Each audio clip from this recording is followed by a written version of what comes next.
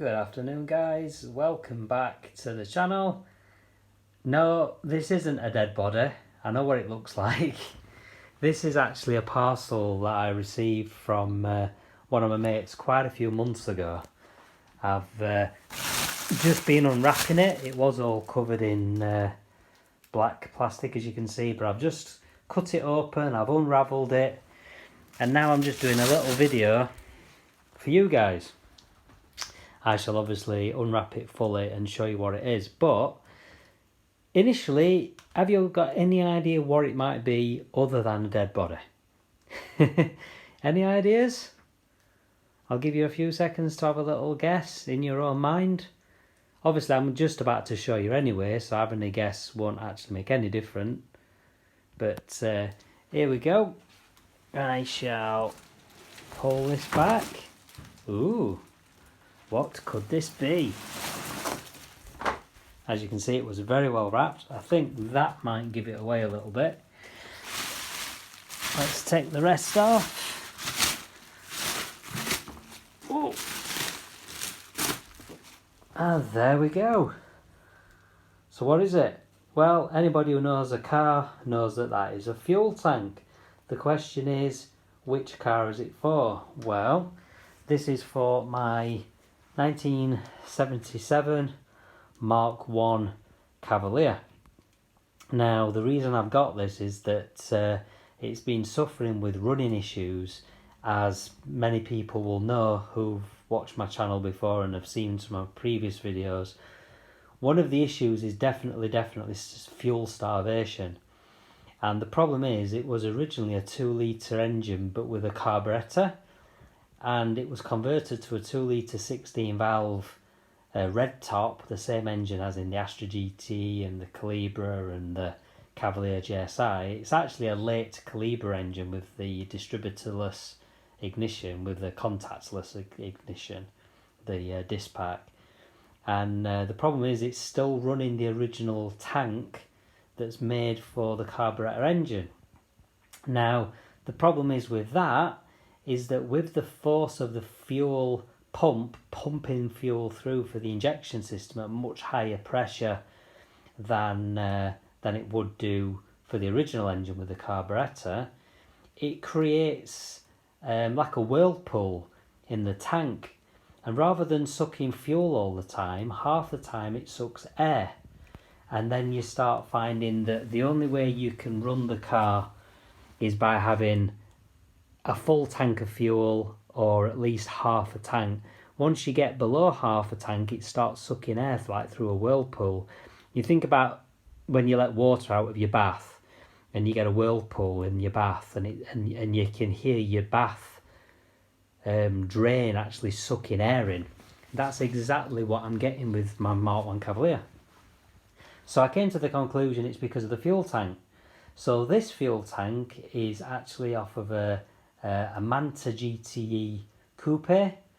It's a direct swap for my fuel tank. The difference being, because this tank was made from the factory to power a fuel injected engine, it's got a swirl pot built into it, and what the swirl pot does, for anybody who doesn't know, is stop that problem with the whirlpool suction effect. It keeps a little pot inside permanently full of fuel, so you don't get that whirlpool effect. I could have gone for an external swirl pot, but then I'd need a separate pump to pump it to the swirl pot, and then the main pump from there to the... And it's just too much messing about. As I said, my mate had this fuel tank laying around, and he let me have it for a very reasonable price. He posted it down to me from Scotland. The guy who posted it, a guy called Andrew, he actually is the one who sold me the Manta, which is just there, as you can see, through my blinds. So he sold me the Manta, and so I've known him a few years. He has Mark II Cavaliers, he's got all sorts of stuff, Senators, Colton, Mark II Cavs, like I've said, Opel Monzas, all sorts of stuff. So yeah, so one of my next jobs over the next however long it is, I might actually have an attempt at fitting this tomorrow, to be honest. So one of my next jobs is to actually get this fitted and see if it solves the problem. I do still suspect that there might be a crank sensor problem, so it might not purely be because of the fuel tank, but we'll see. Because I started the Mk1 up about half an hour ago, 40 minutes. I didn't do a video. I was tempted to do a cold start video, but I decided not to because my phone was in the house on charge.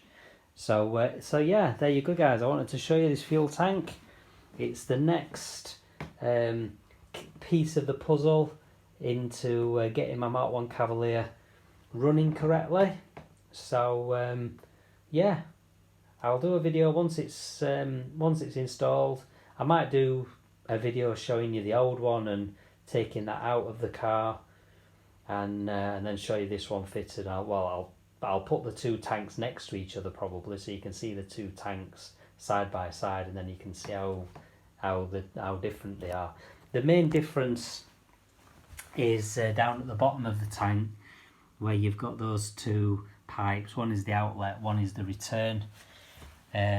Currently, the tank I've got at the moment, the return is actually feeding back in through the breather on the top of the tank rather than feeding in through a proper return, because for some reason that's how the carburetor engine seems to be set up.